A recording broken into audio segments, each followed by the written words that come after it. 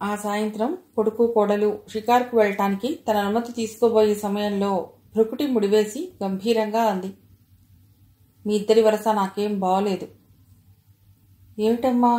కళవళపడిపోయాడు రఘు. ఆమె మనస్సు నొచ్చుకోవటం అతడికి భరించరాని విషయం. రోజు సాయంత్రాలు తామిలా తిరుగుతూ టైం వృధా పుచ్చటం తల్లికి నచ్చలేదేమో. ఇది అతడి మనస్సులోని శంక. అత్తయ్య, మీరనేది ఏ విషయంలో? కంగారు పడింది సుగుణ. తనొచ్చి ఈ తిరుగుళ్ళు నేర్పి రఘును పాడు చేస్తున్నానని అత్తయ్య భావించటం లేదు కదా. మనమేమన్నా గతిమాలిన వాళ్ళమా ఏమిటి? ఎదురింటి దంపతులు హాయిగా స్కూటర్ మీద పెడుతుంటే మీరు నడిచి వెళుతూ ఎందుకు బాధపడాలి? విశాలాక్షమ్మ నవ్వుతూ అంది. అమ్మయ్యా! నవదంపతులిద్దరూ తేలిగ్గా గాలి పీల్చుకున్నారు. ఒరే రఘు, నువ్వేమన్నా చేసుకో. ఎంత డబ్బు కావాలన్నా నన్ను అడిగి తీసుకో. రేపీ పాటికి మాలీసు చేసిన గుర్రంలా స్కూటర్ మన వాకిట్లో మెరుస్తూ ఉండాలి. దానిమీద మీరిద్దరూ ఎక్కి ఎదురింటి జంటకు పోటీగా సినిమాలకు, షికార్లకు, బజారుకు వెళ్ళాలి ఆజ్ఞాపించినట్లుగా అన్నది విశాలాక్షమ్మ. మామూలుగా అయితే రాయించలా ఉండే వెస్పా స్కూటర్ వెంటనే దొరకదు. కొన్ని సంవత్సరాలు దానికోసం పడిగాపులు పడాలి, డిపాజిట్ కట్టి. కానీ వెతకబోయిన తీగే ఎదురయింది రఘుకు. సడన్గా తల ఎత్తిన కొన్ని ఆర్థిక ఇబ్బందుల దృష్ట్యా సరికొత్త స్కూటర్ను కొంచెం ఎక్కువ లాభానికి అమ్మేస్తున్న స్నేహితుడొకడు తారసపడ్డాడు రఘుకి. ఆ అవకాశాన్ని సంపూర్ణంగా వినియోగించుకుని అమ్మ మాట నిలబెట్టగలిగాడు రఘు.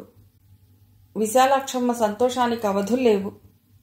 ఉదయం సాయంత్రం రఘుకు సుగుణతోటిదే లోకమైతే ఈ మధ్యకాలంలో విశాలాక్షమ్మ కోడలను వదిలిపెట్టడం లేదు. ఇరుగు పొరుగు వారందరకు కోడలను ఘనంగా పరిచయం చేసింది.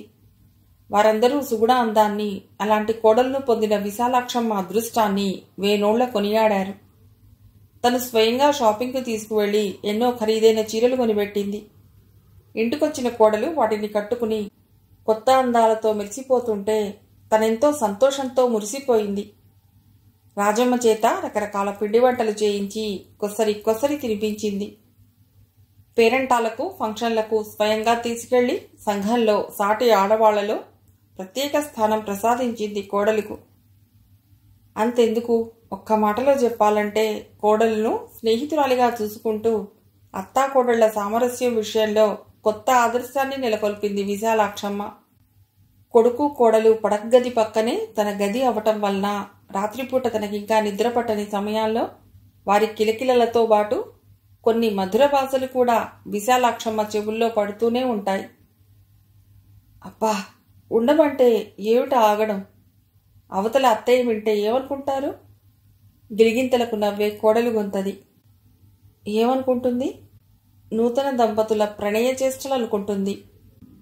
వివాహమైన తర్వాత ఇలా సుఖపడటం అసహజం ఏం కాదు కదా. గుసగుసలాడుతోంది అబ్బాయి గొంతు. ఒక్కసారి హఠాత్తుగా గతాన్ని జ్ఞప్తికి తెచ్చుకుని పీడకల మళ్లీ వచ్చినట్టుగా బాధపడింది. అందం ఉంది, బోలెడంత ఆస్తి పట్టుకొచ్చి అందగాడైన భర్త లభించి ఏం సుఖపడింది తను జీవితంలో? భర్త బతికుండగా అకారణంగా నిర్దాక్షిణ్యంగా అత్త అవమానిస్తే అమానుషంగా హింసించాడు భర్త. మరి తన కోడలి విషయం అలా కాదే. పువ్వుల్లో పెట్టి గుండెల్లో దాచుకునే భర్త, స్నేహితురాలిగా చూసే అత్త, నోటమ్మట మాట వస్తే చాలు ఆజ్ఞగా భావించి విధులు నిర్వర్తించే నౌకర్లు, రోజూ భర్తతో సరదాలు, సినిమాలు, షికార్లు, తనతో బజార్లు, షాపింగ్లు, సకల భోగభాగ్యాలు అన్నీ ఉండి తను అనుభవించని సుఖం ఒక మాదిరి సంసారంలో నుండి వచ్చి కోడలు అనుభవించటమా? పుష్కలంగా, పరిపూర్ణంగా. ఆమె ఎందుకలా అనుభవించాలి? ఆ అవకాశం తానెందుకు చేతులారా ఇవ్వాలి? తన ఆలోచనలకు, సంస్కార విహీనమైన ఆలోచనలకు, అకారణంగా కోడలి మీద తెచ్చుకుంటున్న ఈర్ష్యకు తనే సిగ్గుపడింది విశాలాక్షమ్మ. ఆలోచనల బరువుతో మనస్సు విశ్రాంతిని కోరగా నిద్రాదేవత పరిష్పంగంలో సోలిపోయింది. మరుసటి రోజు సాయంత్రం 5 గంటలకు స్నానం ముగించి తెల్లచీర జాకెట్టు వేసుకుని సుగుణ అంటూ హాల్లో కడుగుబెట్టిన విశాలాక్షమ్మ వాళ్ళిద్దరినీ చూసి ఆశ్చర్యంలో తలమునకలైపోయింది. ఎవరది? ఏమిటా పెద్ద పెట్టున నవ్వులు?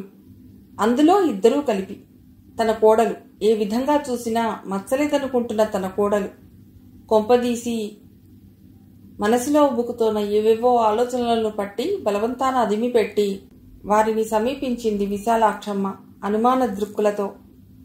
తనని చూసి ఇద్దరూ కంగు తింటారనుకుంది. అలాంటిదేమీ జరగలేదు. వారిద్దరి నవ్వులు మాత్రం ఆగిపోయాయి. అతడికి దాదాపు రఘు వయస్సే ఉంటుంది. రఘులాగానే అందంగానూ హుందాగానూ ఉన్నాడు. అతడు కూర్చున్న కుర్చీ పక్కనున్న టీపాయ్ మీద స్వీట్స్ ప్యాకెట్ ఒకటి ఉంది. అది అతడు తెచ్చాడని తెలుస్తూనే ఉంది. తను చూడగానే లేచి నిల్చుని వినయ విధేయతలతో నమస్కరించాడు. కోడలు సుగుణే పరిచయం చేసింది అతన్ని తన చూపులను గమనించి. ఈయన పేరు మాధవరావు. హైదరాబాద్లో కొన్నాళ్ల పాటు మా ఇంటి పక్కనే ఉండేవాడు. అందుకని మా ఇంటిలిపాదికి పరిచయం. ఈయన వీరి శ్రీమతిను.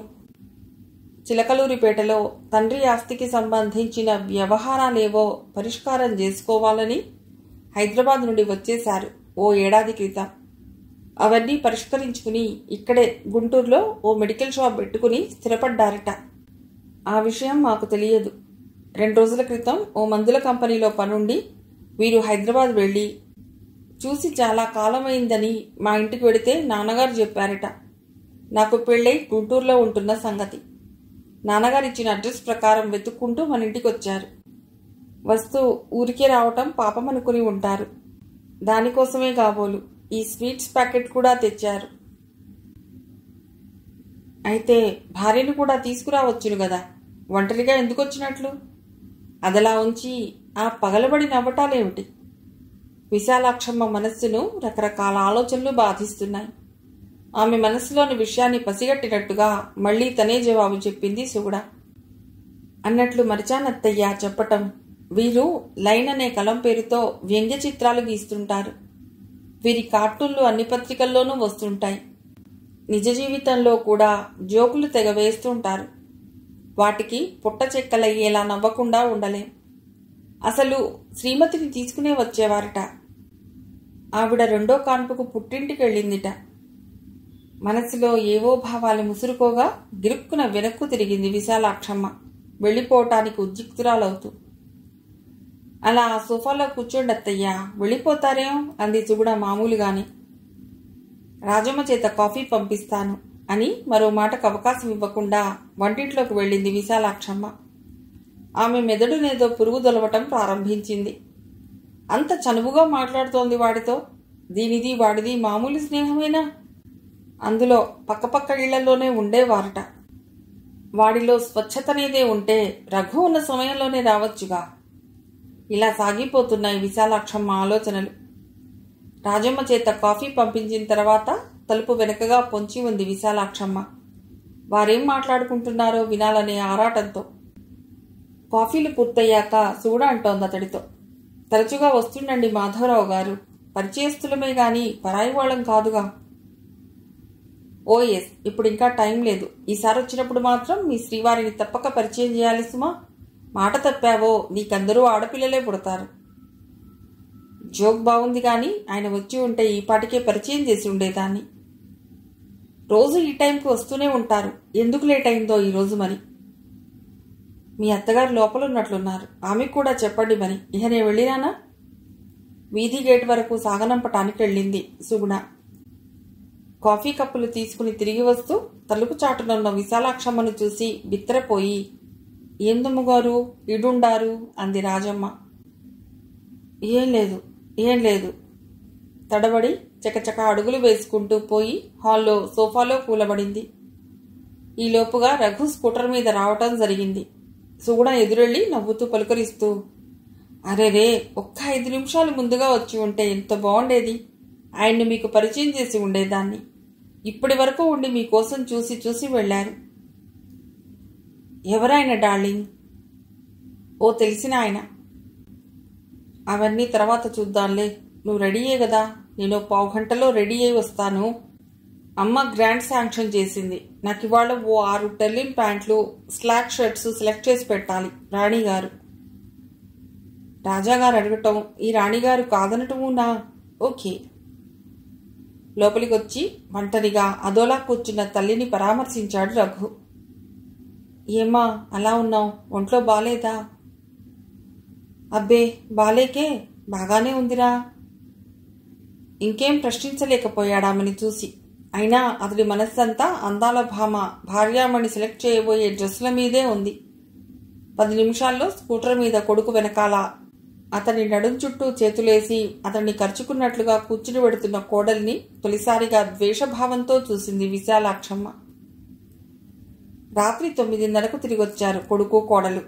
తనింటి దగ్గర భోజనం చేయకుండా వారి కోసం ఎదురు చూస్తుంటే హోటల్లో భోంచేసి రావటానికి కారణం కోడలే అయి ఉంటుందని విశాలాక్షమ్మ ఊహ.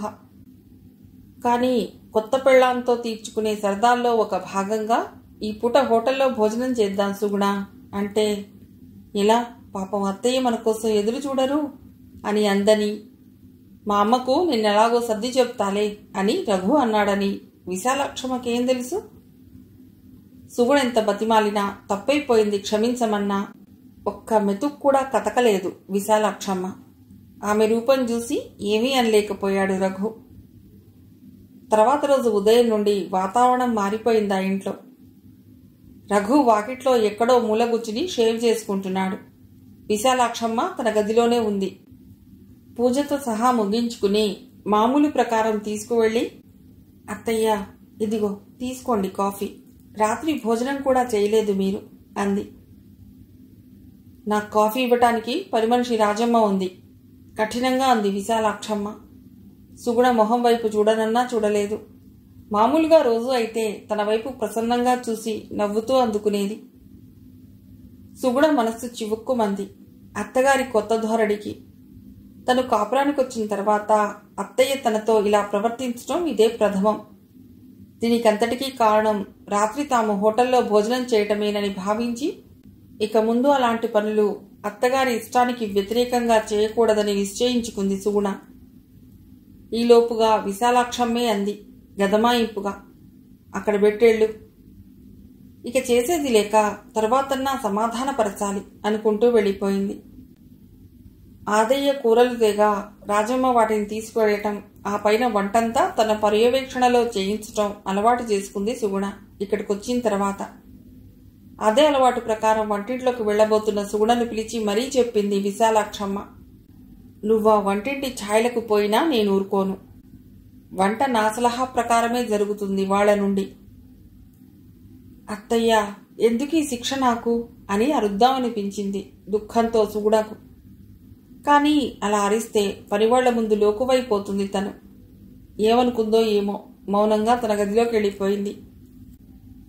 రఘు కాలేజీకి వెళ్ళిన దగ్గర నుండి సాధింపు ఇంకా ఎక్కువైంది. అత్తయ్య మీకేదైనా షాపింగ్ పని ఉందా, వెడదామా? ఇప్పుడు పలుకరించాలి కదా అని ఏదో మాట వరుస కంది సుగుణ. షాపింగ్ కాదు, శ్మశానానికి ఎడదాం పద. వర్షించటానికి సిద్ధంగా ఉన్నాయి సుగుణ కళ్ళు. తనేమంత కాని మాట అన్నానని, కాని పని చేసిందని అత్తయ్య ఇలా మారిపోయింది, ఇలా గుచ్చుకునేటట్లు మాట్లాడుతోంది. కన్న కూతురి కన్నా ఎక్కువగా చూసుకున్న అత్తయ్యేనా ఇలా మాట్లాడేది? అసలు కారణం ఏమిటి? రాత్రి విషయమేనా, లేక ఇరుగు పొరుగు వారెవరైనా తన మీద ఏమైనా చెప్పారా? అత్తయ్య 3 అయ్యింది, కాఫీ పెట్టించి పట్టుకొస్తాను. అత్తను ప్రసన్నురాల్ని చేసుకోవటానికి తెగ ఆరాటపడిపోతోంది సుగుణ. అత్త తనతో అలా ప్రవర్తించటం కత్తిపట్టి తన హృదయాన్నెవరో ముక్కలుగా కోస్తున్నట్లుగా ఉంది. పట్టుకొచ్చి నా నెత్తి మీద పెట్టు, తిరస్కారం గుప్పిస్తోంది విశాలాక్షమ్మ మాటలతో. అలా మొదలైన సాధింపులు ఇంతై అంతై ఎంతో పెరిగిపోయాయి. రోజులు గడిచిన కొద్దీ సుగుణ ఉనికే భరించలేకుండా ఉంది విశాలాక్షమ్మ. ఎంత చదువుకున్నా అత్త సరిగ్గా చూడకపోతే కోడలి గతి ఇంతేనన్నమాట. తీరని వ్యధతో కుమిలిపోవాలన్నమాట. హోటల్లో భోంచేసి రావటం అనేది చాలా స్వల్పమైన విషయం. అంత మాత్రానికే ఇంత శిక్ష విధించాలా? తిట్టాలా, కొట్టాలా? గొంతు నొక్కితే వాడే చస్తాడన్నట్లు చేస్తోంది అత్తయ్య. తిట్టదు, కొట్టదు, కానీ ఒక్కో మాట శూలంతో గుండెలో గుచ్చి పైకెత్తినట్లుంటుంది అందులోని వ్యంగ్యం. ఇంకా దారుణమైన విషయం ఏమిటంటే, ఏ పని తను ముట్టుకోటానికి అర్హురాలు కాదన్నట్లు వెలివేసినట్లు చేసింది. దీనివల్ల తనెంతో లోకువైపోయింది రాజమ్మకు, నౌకర్ ఆదయ్యకు. మొదట చూపిన గౌరవాన్ని వారిప్పుడు తనకివ్వటం లేదు. తన లెక్కేమిటన్నట్లు ప్రవర్తిస్తున్నారు. అవమాన భారంతో ఎన్నోసార్లు తలదించుకుపోయిన సందర్భాలున్నాయి. తన కళ్లలోని కన్నీరు ఉబికి రాబోతుంటే ఆనకట్ట వేసిన సందర్భాలు చాలా ఉన్నాయి. ఎందుకిలా హేయంగా తయారైంది తన బతుకు? దీనిలో తను చేసిన తప్పేమిటి? తనను తాను సమాధానపరుచుకోలేకపోతోంది సుగుణ. చదువుకున్న చదువు, ధైర్యంగా ఉండి సమస్యను పరిష్కరించుకో సావధానంగా అని ప్రోత్సాహపరుస్తున్నా, ఎంతైనా నువ్వు ఆడదానివి, అందులో అత్తచాటు కోడలివి. అత్త మంచితనం లేకపోతే నీ బతుకు రాణించదు. ఆమె ఆగ్రహిస్తే నీ మనుగడ కష్టాల మలుపులో కాపురం ఉంటుంది సుమా అని వాస్తవికత సుగడలోని ధైర్యాన్ని హరించి పిరికిమందు పోస్తోంది. బాగా చదువుకున్నవాడు, సంస్కారి, కాలేజీ లెక్చరర్ అయిన తన భర్తన్న తన బాధని సానుభూతితో అర్థం చేసుకుని తన సమస్యకో పరిష్కార మార్గం చూపించకపోతాడా అని అభిప్రాయపడింది సుగుణ. కానీ అది గగన కుసుమమే అయింది. చదువు, సంస్కారానికి, తల్లంటే పిల్లిలా భయపడటానికి సంబంధం లేదని తెలుసుకుంది సుగుణ. రఘు, అమ్మ అభిప్రాయానికి తిరుగులేదు, అందులో నా జోక్యం ప్రసక్తే లేదు అన్నప్పుడు కన్నీట మున్నీట విలపించింది సుగుణ. ఆ తర్వాత అత్త సాధింపులకు పూర్తిగా లొంగిపోయింది. ఏమన్నా ఎదురు తిరిగితే భర్తతో కాపురం చేసుకునే అవకాశం ఉంటుందో ఉండదోనని. అత్తగారి మనస్థితిని దృష్టిలో పెట్టుకుని సినిమాలు, షికార్లు అన్నీ మానుకుంది. ప్రపంచంలో ఏదీ తనకు పట్టనట్లుగా వేదాంతిలా కూర్చోవటం, మరీ మనసులో బాధ పెళ్ళుబికినప్పుడు కన్నీళ్లు జలజలా రాల్చటం, ఆ తర్వాత లేచి నిద్రలోకి జారుకోవటం అలవాటు చేసుకుంది. అత్త తన మీద ప్రేమ చూపటం లేదని, బహిరంగంగానే సాధిస్తోందని తెలుసుకున్న రఘు భార్య మీద ప్రేమను తగ్గించేశాడు. మాతృవిధేయుడు కదా మరి. లేకపోతే రేపు ఆస్తంతా ఏ ఆశ్రమం పేరు మీదైనా రాసేస్తుందేమోనని, తన పని హుళక్కి అవుతుందని అతడి భయమేమో. ఇక విశాలాక్షమ్మ సంగతి తనలో తానొకసారి పునర్విమర్శ చేసుకుంది. కోడలుగా తాను అనుభవించిన చెరలు, ఇప్పుడు తన కోడలుగా సుగుణ అనుభవిస్తున్న మానసిక స్థితిని బేరీజు వేసుకుంది. తను మచ్చలేని కోడలుగా ఇంట్లో అడుగుపెట్టినా అక్రమంగా, అన్యాయంగా, అమానుషంగా తనను సాధించి బాధించి భర్త చేత హింసింపజేసింది తన అత్త. కానీ అత్తలా తానలా కాదు. కోడలు మంచిదనుకున్నంతసేపు ఆమెనందలో ఎక్కించింది. కానీ తన కోడలు తననుకున్నంత మంచిదేమీ కాదు. తన అందంతో, చదువుతో తనను మోసగించి తమ ఇంట్లో అడుగుపెట్టింది. తన గుండెల్లో నిప్పు పెట్టింది. ఈ రాజుకునే మంటలార్పడం ఎవరితరం? దీనికి మాధవరావు గాడికి నిశ్చయంగా ఏదో సంబంధం ఉండి తీరాలి. లేకపోతే ఇప్పటికి ఏ 4 సార్లో వచ్చాడు వాడు. వాడొచ్చినప్పుడల్లా ఏదో అనటం, ఇది పగలబడి నవ్వటం, పైగా వాడు అబ్బాయి రఘులేని సమయాల్లోనే రావటం. ఇదంతా ఏమిటి? తనను, రఘును సుగుణ వెన్నుపోటు పడవటం కాదు, తమకు నమ్మక ద్రోహం కావించటం కాదు. అలాంటి కోడల్ని రాచి రంపాన పెట్టడం, నిలువునా చీల్చటం నేరం ఎలా అవుతుంది? దాన్ని ఇంతటితోనే వదలకూడదు. అత్తను మోసం చేసినందుకు తగిన గుణపాఠం నేర్పాలి. కుమిలి కృషించిపోయేట్టు చేయాలి. తను చేస్తున్న పని సముచితమైనదేనన్న దృఢ నిశ్చయానికి వచ్చిన విశాలాక్షమ్మ కోడలి మీద తనలోని ఈర్ష్యాద్వేషాలను, కోడలి సంకట పరిస్థితికి చాలా వరకు కారణమా అన్న భావానికి తావివ్వనే లేదు. ఇక ముందు కార్యక్రమం ఏమిటో అన్న విషయం మీద ఓ నిర్ణయానికి వచ్చింది విశాలాక్షమ్మ. భార్యగా సుగుణంటే ప్రేమాభిమానాలున్నాయి రఘుకు. అవి విశాలాక్షమ్మకు తెలుసు. అందుకనే కీలడిగి వాతబెట్టాలన్నట్టుగా ప్రవర్తించాలనుకుంది. ఓ రోజు మాధవరావు వచ్చి కూర్చున్నాడింట్లో. మాటకారవటం వల్ల మా ఇంటికి రాకుపో అని విశాలాక్షమ్మ చేత వెళ్లగొట్టించుకునే స్థితిలో ఉండడతడు. పైగా విశాలాక్షమ్మకు ముందే నమస్కార బాణం వదులుతాడు. సుగుణను చెల్లెమ్మ అని సంబోధిస్తాడు. సుగుణ ముఖం వివరణంగా ఉండటం వల్ల ఆమె మానసికంగా ఏదో దిగులుగా ఉందని గ్రహించిన మాధవరావు ఆమెను నవ్వించటం తన కనీస కర్తవ్యంగా భావించాడు. జోకుల మీద జోకులు వేస్తూ కబుర్లు చెప్పసాగాడు. హాస్యానికున్న దుర్గుణమే నవ్వించటం గదా. పైగా ఆడదాని నవ్వు 4 విధాలా చేటుట. అక్షరాల అదే జరిగింది సుగుణ జీవితానికి. కాదు, సూత్రధారియే జరిపించింది విశాలాక్షమ్మ. సరిగ్గా అదే సమయానికి స్కూటర్ వేసుకుని ఇంటికి వస్తున్న కొడుకును వీధిలోనే అల్లంత దూరాన ఆపి నెమ్మదిగా లోనికి తీసుకొచ్చింది విశాలాక్షమ్మ. ఈలోపుగా అతడి మనస్సు విరిగేలా నూరిపోసింది. ఏం చెప్పన్రా అబ్బాయి, మన వేలితో మనకన్నే పొడుచుకున్నట్లవుతుందని ఇన్నాళ్ళు చెప్పలేదు నీకు. ఇలా తరచూ జరుగుతున్నది ఈ వ్యవహారం. నేనున్నానని కూడా ఖాతరు చేయటం లేదురా కోడలు ముండా. వాణ్ణేమన్నా అంటే పొగరుగా ఎదురు తిరుగుతాడు, కొట్లాటకు కూడా దిగవచ్చు. అందుకని వాడితో సభ్యతగా మాట్లాడి పంపించే, తర్వాత దీని సంగతేమో ఇలా అంటూ పొగరగిలించింది విశాలాక్షమ్మ. రఘు రాగానే అగ్నికాజ్యం పోస్తున్నట్లుగా మాధవరావు సుగుణల నవ్వులు మంత్రించినట్లు ఆగిపోయాయి. సుగుణ మాటల కోసం తడబడుతున్నట్లు, మాధవరావు మొహంలో నెత్తురు చుక్క లేనట్టు ఫీల్ అయ్యాడు రఘు. నమస్కారం సార్, రఘు గారు. Please to see you. నేను ఎప్పుడొచ్చినా మీ దర్శనం కావటం లేదు. ఇవాళ అనుకోకుండా మిమ్మల్ని కలుసుకోవటం చాలా సంతోషంగా ఉంది అన్నాడు మాధవరావు. అతడు నవ్వుతుంటే అది తెచ్చిపెట్టుకున్న నవ్వులా ఉంది. రఘుకు అతడి మీద చాలా మంటగా ఉంది. పైకి మాత్రం సభ్యత లోపించకుండా, నమస్కారం, మీ గురించి మా మిసెస్ తరచుగా చెప్తూనే ఉంటుంది. ఏదో అవకాశం లేక మిమ్మల్ని కలుసుకోవటం పడలేదు. అయినా ఆ ఇబ్బంది ఏమీ ఉండనియదులేండి. మా సుగుణ చాలా కలుపుగోలు మనిషి అంటూ ఇరువురిని మార్చి మార్చి చూశాడు రఘు. విశాలాక్షమ్మ తనకేవీ పట్టనట్టుగా నటిస్తూ దూరాన నిలబడి చోద్యం చూడసాగింది. ఓ 5 నిమిషాలు మంచితనం నటిస్తున్న రఘుతో మాట్లాడి వెళ్ళిపోయాడు మాధవరావు. ఇరువైపులా పులుల్లా కనిపిస్తున్న విశాలాక్షమ్మ రఘులను తప్పించుకోవటానికి భీత హరిణేక్షణలా లోనికి పోబోయింది సుగుణ. అది రఘుకు ఎన్నో రకాల అర్థాలను చాటి చెప్పింది. ఆగు, ఎన్నాళ్లుగా సాగుతోంది వ్యవహారం.